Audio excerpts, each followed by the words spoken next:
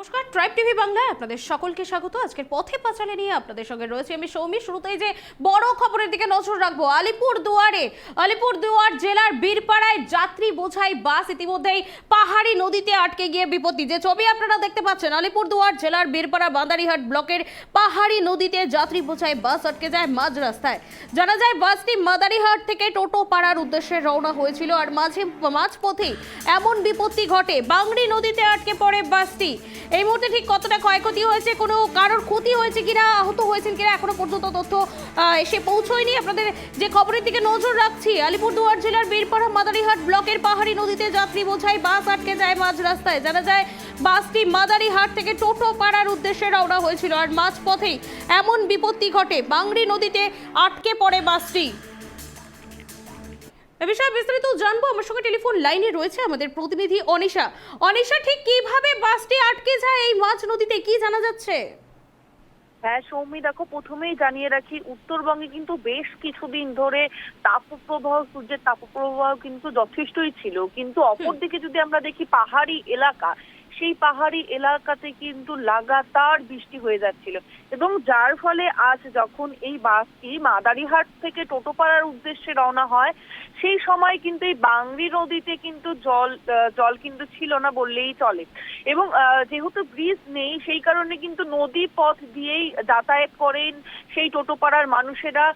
মাদারিহাট কিংবা তাদের যে টোটোপাড়া যে জায়গা, সেখান থেকে বেরিয়ে আসতে হলে কিন্তু তারা এই নদীর ওপরেই কিন্তু ভরসা করে হেঁটে কিংবা সাইকেল বাইক করে কিন্তু যাতায়াত করে। কিন্তু আজ যেমনটা হয়, যখনই এই মাদারিহাট থেকে টোটোপাড়ার উদ্দেশ্যে এই বাসটি, যাত্রী বোঝাই যে বাস ছিল, সেটি যখন যাচ্ছিল, তখন দেখা যায় যে মাঝপথে যেতেই আচমকায় সেই বাংড়ি নদীতে যে জল চলে আসে, এবং তার ফলস্বরূপ কিন্তু যে বাসের যে একদম সামনের দিকে যে ডান দিকটা যে রয়েছে বাসটি, সেটি কিন্তু একদমই আটকে পড়ে, এবং যার ফলে কিন্তু সমস্ত যারা যাত্রীরা ছিল তারা কিন্তু আতঙ্কিত হয়ে ওঠেন। এবং তার পরবর্তীতে যেটা দেখা যাচ্ছে যে তারা প্রত্যেকেই বাসের থেকে নেমে কিন্তু তাদের প্রাণ বাঁচাতে মরিয়া হয়ে ওঠেন। এবং আরেকটা বিষয় জানিয়ে রাখি যে এইভাবেই কিন্তু প্রতিনিয়ত টোটোপাড়া যারা সাধারণ মানুষরা রয়েছে, তারা কিন্তু প্রতিনিয়তই এইভাবে কিন্তু যাতায়াত করেন।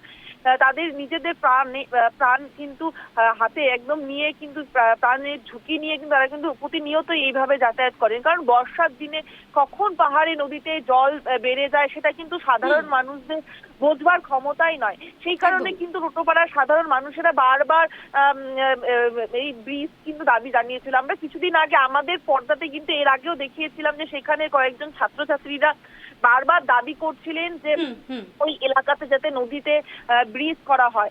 যখন আমাদের রাজ্যপাল আসেন টোটোপাড়াতে কিছুদিন আগে, সেই সময়ও কিন্তু তারা কিন্তু এই দাবিটা তুলেছিলেন। অর্থাৎ তার পরবর্তীতে এমনই কিন্তু আজ বিপত্তি ঘটে যায় যে যাত্রী বোঝাই বাস যাওয়ার সময় হঠাৎ করেই নদীতে জল চলে আসে, এবং যার ফলে এই ঘটনার সম্মুখীন হতে হয়। অপরদিকে যদি সৌমি আমি তোমাকে বলি যে এই বাংড়ি নদী যেটা জামতলা রয়েছে, সেই এলাকাতেও কিন্তু যে কালভার্ট রয়েছে, কালভার্টের ওপর দিয়ে কিন্তু জল যাচ্ছে, এবং যার ফলে যেটা দেখা যাচ্ছে, জামতলার যে কালভার্টের দুধারের বহু মানুষ, বহু যানবাহন নিয়ে কিন্তু দাঁড়িয়ে রয়েছে, এবং তারা কিন্তু অপেক্ষায় রয়েছে যে কখন এই জলস্তর নামবে এবং তারা আবার যাতায়াত করবে। কেননা এই যে পাহাড়ি নদীর যে ঝোড়ার জল হঠাৎ করে বেড়ে আসে, তার কিন্তু স্রোত যথেষ্টই প্রবল হয়। সেই কারণে কিন্তু সাধারণ মানুষ রাস্তার দুধারে দাঁড়িয়ে রয়েছে।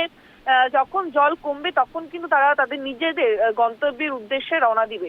সৌমি, ধন্যবাদ অনিশা আমাদের সঙ্গে থাকার জন্য।